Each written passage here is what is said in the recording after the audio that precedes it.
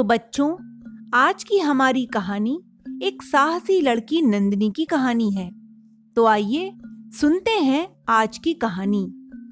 एक छोटे से गांव में नंदिनी नाम की एक बहुत बहादुर लड़की रहा करती थी। नंदिनी बहुत दयालु और मददगार थी। उसके गांव के पास एक बड़ा जंगल था, जहां लोग अक्सर लकड़ी काटने या जानवरों के लिए चारा लेने जाते थे। लेकिन उस जंगल में एक बाघ भी रहता था, जिससे गांव के लोग हमेशा डरते रहते थे।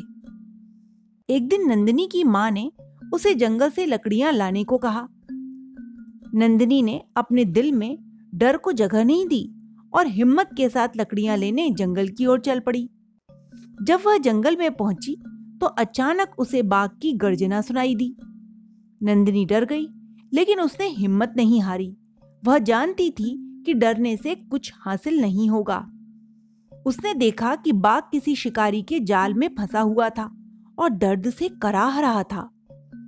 नंदिनी को बाघ पर दया आ गई। उसने बिना किसी डर के सोचा कि अगर मैं इसकी मदद नहीं करूंगी तो यह मर जाएगा।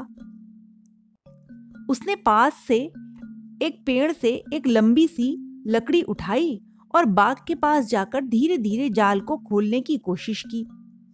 काफी मेहनत के बाद नंदिनी ने जाल खोल दिया और बाघ को आजाद कर दिया। बाघ ने नंदिनी को देखा, लेकिन उसकी आंखों में गुस्सा नहीं बल्कि कृतज्ञता थी। बाघ जंगल की ओर चला गया और नंदिनी वापस अपने गांव आ गई। जब गांव वालों को यह बात पता चली तो वे हैरान रह गए कि कैसे नंदिनी ने अपनी हिम्मत से बाघ को बचाया। सभी ने उसकी तारीफ की और कहा कि नंदिनी, तुमने जो काम किया है वह बहुत बड़ा और साहसिक है। तुम हम सबके लिए एक मिसाल हो। नंदिनी ने मुस्कुराते हुए कहा, हमें किसी भी स्थिति में डरना नहीं चाहिए, बल्कि हिम्मत से काम लेना चाहिए। तो बच्चों, इस कहानी से हमें यही सीख मिलती है कि हिम्मत और दयालुता से किसी भी मुश्किल का सामना किया जा सकता है।